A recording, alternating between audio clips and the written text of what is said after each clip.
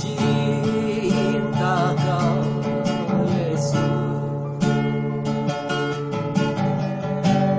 hanya Engkau bagiku Yesus. Sungguh ku rindu mengatakannya, betapa aku mengasihimu. Engkau Allah dan Rajaku, kekasih dalam hidupku. Engkau segalanya bagiku. Ku bersyukur kepadamu. Shalom, keluargaku yang kekasih di dalam Tuhan. Kiranya cinta kasih kita kepada Kristus Yesus tetap menyala dan tidak aus diterjang oleh masalah-masalah dan badai. Pembacaan firman Tuhan hari ini terambil dalam Injil Yohanes pasal yang ke-10 ayat yang ke-11. Yesus berkata demikian, Akulah gembala yang baik memberikan nyawanya kepada kita semuanya. Dalam Injil Yohanes pasal yang ke-10 ayat yang ke-11, Yesus menganalogikan dirinya, dia adalah seorang gembala. Jikalau Yesus itu adalah gembala, berarti kita adalah domba-dombanya. Jikalau kita adalah domba, maka keselamatan kita itu hanya mungkin ketika kita dekat dengan Yesus Kristus. Berkat yang kita terima itu hanya akan mungkin ketika kita dekat dengan Yesus. Perlindungan kita dan rasa aman kita itu hanya mungkin sebagai domba ketika kita dekat dengan Yesus sebagai gembala kita. Bahkan untuk segala hal yang berkaitan dengan kehidupan kita berada dalam providen atau pemeliharaan Tuhan ketika kita dekat dengan Yesus Kristus Tuhan kita. Itu sebabnya ketika kita sebagai domba, kita berterima kasih kita punya Yesus sebagai gembala. Yesus Kristus bukan sebagai gembala yang abal-abal, tapi Yesus Kristus itu adalah gembala yang sejati. Hari ini kita belajar bersama-sama. Ketika Bapak Ibu mungkin menghadapi tekanan, masalah-masalah berat, ingatlah baik-baik bahwa kita punya satu pribadi yang tunggal, yang luar biasa, yang namanya Kristus Yesus. Dia menjadi gembala kita yang baik. Dan itu cukup membuat kita semuanya berdiri kepada satu pengharapan yang luar biasa. Hari ini saya ingin mengajak Bapak Ibu semuanya untuk memahami tentang hakikat dari gembala kita, Yesus Kristus. Yang pertama, kita memiliki satu pribadi yang namanya Yesus Kristus sebagai gembala yang baik. Apa artinya? Artinya kita memiliki satu gembala yang memiliki kualitas karakter yang tiada tandingannya. Kata baik itu merujuk kepada satu kualitas. Kata baik itu merujuk kepada satu kualitas, bukannya sekedar sifat, tapi satu kualitas yang unggul. Kata baik itu juga berhubungan dengan karakter. Jadi baik di sini bukan hanya sekedar kebendaan sifat, tetapi juga menunjuk kepada kualitas yang berhubungan dengan karakter seseorang. Ketika Yesus berkata, Akulah gembala yang baik, itu artinya Yesus memiliki tingkat karakter yang sangat mumpuni, satu karakter yang sangat berkelas, satu karakter yang unggul, satu karakter yang tidak tertandingin oleh siapapun juga. Kalau Yesus Kristus itu adalah gembala yang sangat baik, dia bukanlah gembala yang berusaha untuk menipu kita. Dia bukanlah gembala yang berusaha untuk membuat kita sengsara. Dia bukanlah gembala yang akan membuat kita itu menghadapi masalah-masalah yang sangat berat tanpa perlindungan.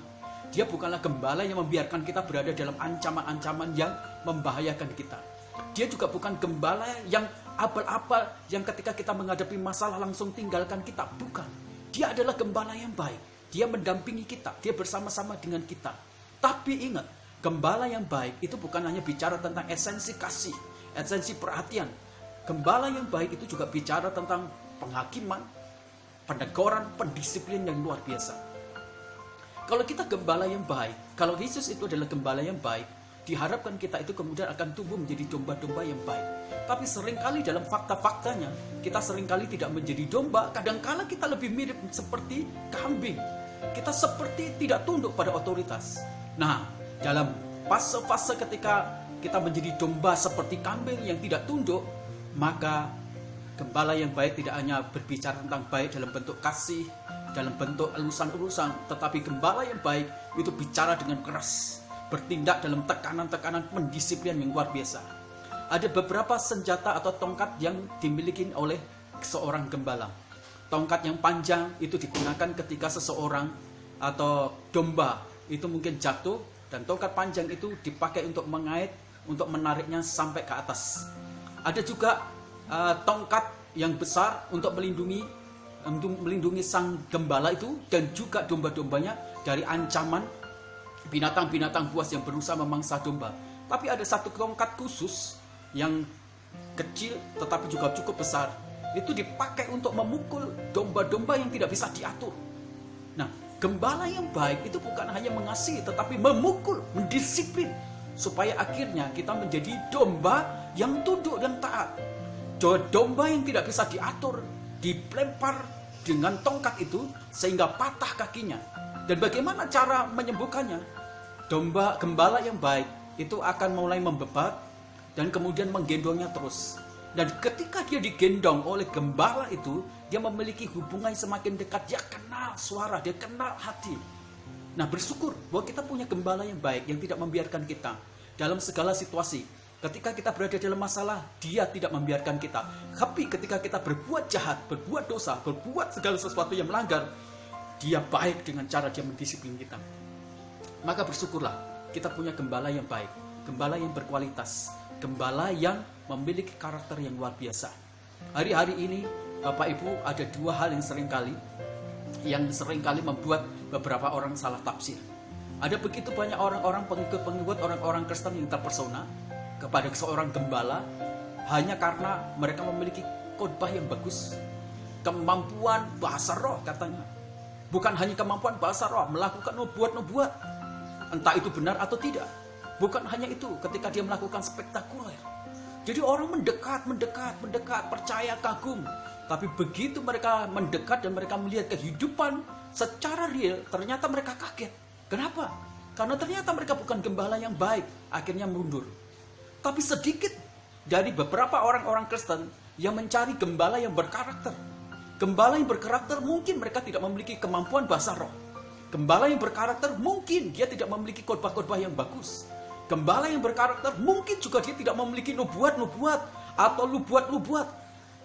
Gembala yang baik mungkin, gembala yang benar, gembala yang berkarakter mungkin juga tidak memiliki kemampuan menyembuhkan. Tapi dia berkarakter. Sedikit sekali orang yang mengikuti gembala yang berkarakter. Tapi ketika domba itu menemukan gembala yang berkarakter, dia akan bertahan dalam segala apapun juga. Nah, kalau kita punya Yesus Kristus yang berkarakter, harusnya iman kita bertahan, tidak tergoda sedikit pun untuk berpaling dari Kristus Yesus. Ingat, dalam segala pergumulanmu yang sangat berat, engkau punya gembala yang baik, yang berkarakter, yang berkualitas, luar biasa, tiada tandingannya. Itu yang pertama. Yang kedua, kita akan memahami esensi gembala kita. Itu bukan hanya baik. Kata aku adalah gembala, itu berujung kepada sesuatu yang berhubungan dengan ego ini. Ego ini adalah satu kata yang hanya boleh dipakai oleh Tuhan sendiri. Jadi, aku adalah gembala, itu adalah satu-satunya dan tidak ada lain. Ingat, satu-satunya gembala yang baik itu hanya Kristus Yesus. Kalau ada orang-orang yang memakai atribut dan mengatakan bahwa aku lebih baik dari Kristus, berarti itu palsu. Kita punya Tuhan gembala kita satu-satunya. Kepada Dia kita harus mendekat. Kepada Dia kita harus mendengar. Kepada Dia kita harus melabuhkan iman kita. Kepada Dia kita harus melabuhkan jangkar keyakinan pengharapan kita kepada Dia. Kepada Kristus Yesus saja iman kita harus tertancap. Kepada Kristus Yesus saja kita harus meyakini Dia. Kepada Kristus Yesus saja kita harus mengabdi kepada Dia. Kepada Kristus Yesus saja kita harus memujanya. Kepada Kristus Yesus saja kita harus mengidolakan Dia lebih dari apapun juga. Kenapa? Sebab Dia satu-satunya dan tidak ada lagi.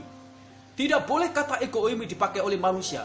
Jadi kalau ada pendeta-pendeta atau gembala-gembala yang bersifat insani berkata bahwa dia adalah gembala yang baik, yang memakai sebuah copy paste miliknya Kristus, berarti dia palsu.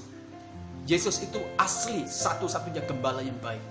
Kalau Yesus itu asli, murni, dia layak dipegang, dia layak jadi sandaran, dia layak untuk dipakai menjadi satu pribadi pegangan bagi kita semuanya. Jadi ingatlah, ketika Bapak Ibu menghadapi tekanan berat apapun juga, ingat kita ini adalah domba dan kita ini adalah pribadi yang di bawah kontrol Dia. Kita punya gembala yang baik dan gembala yang baik akan mengontrol kita. Gembala yang baik memastikan keamanan kita. Gembala yang baik memastikan kecukupan makanan kita semuanya. Gembala yang baik juga memastikan ketenangan jasmani, batin, dan psikologi. Gembala yang baik juga memberikan perlindungan. Di pasal 10 ayat 11 yang lebih hebat lagi adalah gembala yang baik yang satu-satunya itu memberikan nyawanya bagi kita. Siapa Dia? Yesus Kristus Tuhan kita. Kabar hari ini adalah kabar yang membuat kita kemudian menjadi berpikir buruk, menjadi takut luar biasa. Tapi ada kabar yang gospel, yaitu kabar Yesus Kristus. Dia berkata kepada kita semuanya, akulah gembala yang baik. Kita punya gembala yang baik. Maka bersyukurlah.